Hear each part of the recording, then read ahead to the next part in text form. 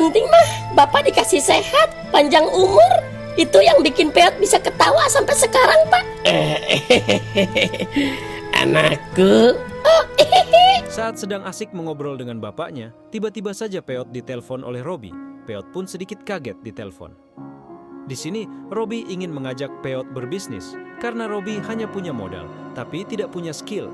Uang yang dikasih oleh Lisa cukup banyak, jadi dia bingung mau dipakai buat apa. Akhirnya, dia berencana meneruskan usaha nasi goreng Peot. Mendengar itu, Peot pun setuju dan kemudian menutup teleponnya. Peot menceritakan apa yang tadi disampaikan Robi ke bapaknya. Mendengar itu, Pak Rungkat pun sangat senang. Dia bilang, ini rezeki nomplok harus diambil. Mumpung bulan puasa, pasti banyak yang akan beli nasi goreng. Peot pun setuju saja mendengar arahan dari bapaknya. Benar juga, setiap puasa pasti ramai yang beli.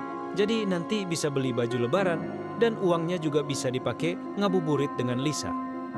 Keesokan harinya, geng 4G berkumpul di rumah Peot. Di sini, Robi mengatakan bahwa dia akan menjadi pemodal buat Peot. Nanti hasil usahanya dibagi 2. Mendengar itu pun, Peot sangat senang. Teman-teman yang lain pun setuju dengan ide dari Robi. Teman-teman yang lain berjanji akan membantu Peot. Jadi, Peot tidak perlu cari karyawan yang penting. Mereka juga digaji katanya.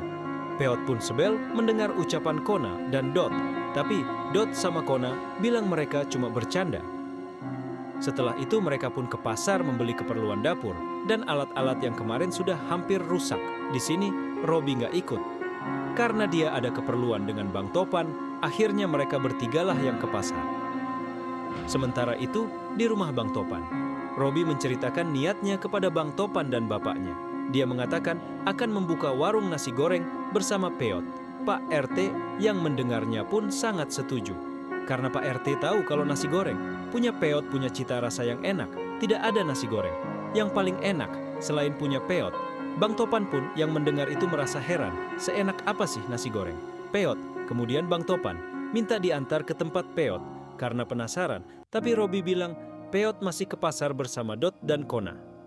Sekarang Peot mengatakan kepada bapaknya di mana harus membuka warung, apakah di tempat yang sama atau di tempat yang lain.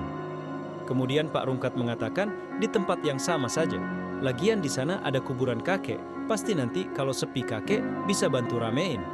Mendengar itu, Kona dan Dehot ketawa. Masa orang yang sudah meninggal bisa bantu ramein? Ada-ada saja Pak Rungkat.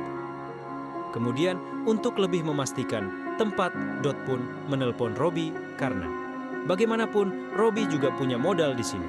Jadi dia harus tahu dan juga memastikan tempat jualan yang pas. Robi pun mengatakan terserah saja.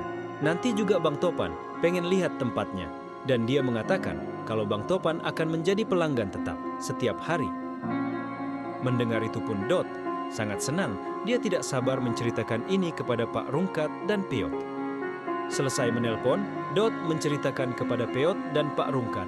Dia mengatakan, kalau Robi percayakan tempat usaha ke Peot dan Pak Rungkat.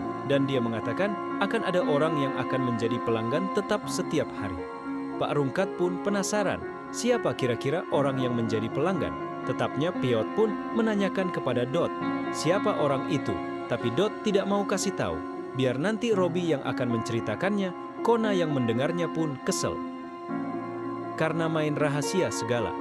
Sementara itu, Bang Topan minta diantar ke rumah Peot. Dia penasaran dengan Peot. Apa benar dia bisa membuat nasi goreng? Dia pun menanyakan Robi, sejak kapan dia bisa buat nasi goreng? Robi pun menceritakan, kalau dulu kakeknya Peot adalah penjual nasi goreng terlaris. Jadi bisa dibilang ini ilmu turun-temurun. Lalu Bang Topan heran kenapa tidak turun ke bapaknya.